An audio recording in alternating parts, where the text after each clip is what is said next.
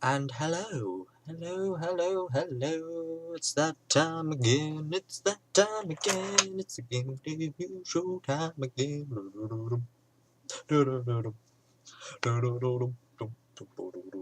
Hello and welcome back to the Gaming Dave News Show. A lot of people seem to like this faster news format, so I'm going to kind of stick to it and continue to experiment around until I eventually get this whole news show thing right. I mean, I've only been doing it for about a year, maybe, well, actually, no, 2 years? Ooh, I've been here a while. Anyway, let's get going, shall we? Okay, let's start off with some bad news. There's been quite a few delays that have been announced this past week, and I kind of wanted to mention them because this might be relevant to some of you. First off, we have Uncharted 4. It's now been pushed back to spring 2016. The reason for this was pretty much they had too much ambition, and what it is a case of it. With the character of Nathan Drake, it's the last one in the series, they're very attached to it, and they kind of want to get this right, so that's fair enough. Next up, we have Project Cars. This has had its second or third delay, and it's been shifted to May of this year, so at least it's still this year, right?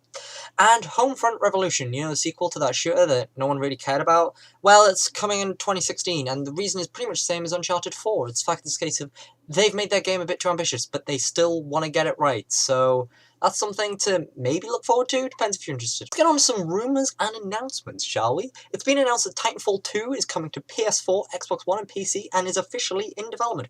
This is kind of exciting. I enjoyed playing the beta for the first Titanfall, and looking forward to kind of see what they'd bring in for a fully fledged sequel, and hopefully it will learn from the mistakes of the first Titanfall, and might make a game that sticks a bit longer in the multiplayer scene. Goat Simulator is heading to Xbox One and Xbox 360 in April. No news as yet for a PS4 version, and I don't think there's a PS3 version at all. So, yeah, if headbutting things as a goat is what you're into, then yep, good news for you. And job listings on the Creative Assembly website suggest that an Alien Isolation 2 is potentially in the works. It says they're looking for a developer for a AAA multi-platform blockbuster. So that would kind of fit the role of an Alien Isolation 2. Alien Isolation won many awards last year and was like many Game of the Year awards, and was definitely a game that really stuck with a lot of fans, and a lot of fans really enjoyed, so that might be interesting for some. Going on to a bit of episodic content, I like how I'm somehow able to divide this, like the news just managed able to cluster together really nicely. In the world of episodic content, Tales from the Borderlands Episode 2. The trailer has finally dropped, featuring Handsome Jack. Yeah. Now, fans of the Borderlands franchise will know that Handsome Jack is dead. Spoiler alert. He died at the end of Borderlands 2. You shot him. I shot him in the head with a revolver, because I'm classy like that. But no, the new trailer has Handsome Jack in it, and to find out what he's doing there, you might want to go play it when the episode comes out on March 17th. Now the thing is with Tales from the Borderlands, it had a bit of a... was quite quiet for quite a while. It was a case of nothing seemed to come out, and a lot of people were like, where's episode 2? Where's episode 2? Come on guys, come on, where is it? And then it's finally dropped, and it's like, what, Handsome Jack? Okay then. Next up we have Life is Strange. The next episode for that is coming March 24th, so a week after Tales from the Borderlands. So you can spend a week playing episode 2 of Tales from the Borderlands, and then you can go play the next episode of Life is Strange. Life is Strange, if episodic content is what you're into. Life is Strange is a very weird, artistic kind of game. I watched some of the footage and it does look really, really good. So I would recommend it. But yeah, just give it a look if you want. I'll put a link in the description to the trailers for both of them. Now here's the thing that's making me question my faith in humanity. Modern Warfare 2. You know, that massive Call of Duty game that was very popular and probably still is very popular today. People are asking for a remastering version of it. And there is a petition on change.org to get this remastering either built or at least considered. It needs 200,000 signatures. It's got 160,000 already. And it's a case of, it's very impressive how many people are like, yes, this is a thing that we want. I'll put a link to it in the description if you're interested and if you actually want to sign it. But it's a case of Modern Warfare 2, really? You know, all these better games, and you want Modern Warfare 2? That's just my perspective, but bit of a weird one. But hey, link will be in the description. So, the Steam Workshop is a wonderful place, and many things can come out of it from the creative juices of the Valve community. And now another thing has been added to it that you can create for yourself: Team Fortress 2 Taunts. If you want a demo man doing this, if you want a sniper doing this, if you want a soldier playing a musical instrument to taunt your foes, That is now a thing you can create thanks to Valve's new Steam Workshop TF2 taunts thing. I don't really understand the Steam Workshop that well, but those of you do, that you'll know that this is actually really interesting, and I'm looking forward to see what comes out of it. News about Evolve. Patch 1.1 came out last week, and with it came a bunch of bug fixes and balances, and they also added some FOV sliders because PC gaming loves FOV sliders, right?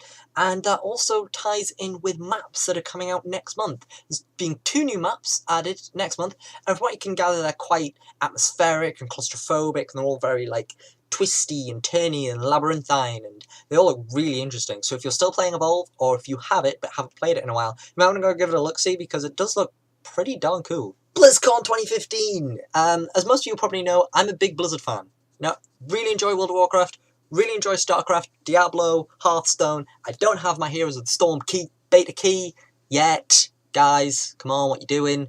And BlizzCon 2015 is on. It is happening on the 6th and 7th of November, and tickets are being sold late, middle of next month or so. So, the physical ticket, which will actually get you access into the convention center, is $200.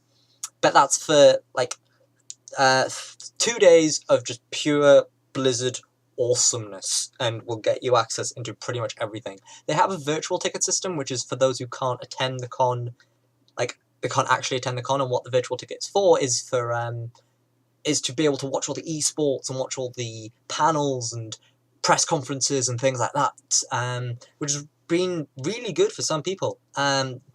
Announcements regarding that are coming later. They didn't really specify when, but yeah, if you have that money and you're also able to fly over to Anaheim to go to the convention center, then yeah, go for it. I will envy you relentlessly. Assassin's Creed Rogue, that Assassin's Creed game that came out the same year as Unity, but was for the previous generation of consoles, has had its PC port come out, and got a day 1 patch. But, despite the fact it had a day 1 patch, it was quite a small day 1 patch. You know, it was just minor little fixes, and this is quite uplifting, in a sense. It shows that maybe Ubisoft have been able to get their game out in a relatively good condition, which, after the events of last year, is very refreshing to see. So, it'd be interesting that if this is Ubisoft turning over a new leaf, if this was just happened to be a coincidence and just happened to come out in a good condition. But, if it's the start of a better Ubisoft, then great. But at the same time, it also reflects on how we are relieved to see a game have a minor day 1 patch. We shouldn't be seeing games with a day 1 patch at all.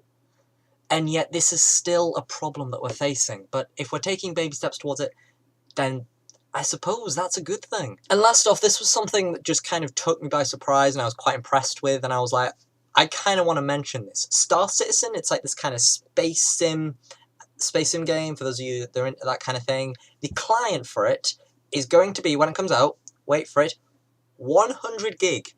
100 gigabytes of pure game. Now, for context, World of Warcraft client is about 20 odd gig. That's a pretty darn big client.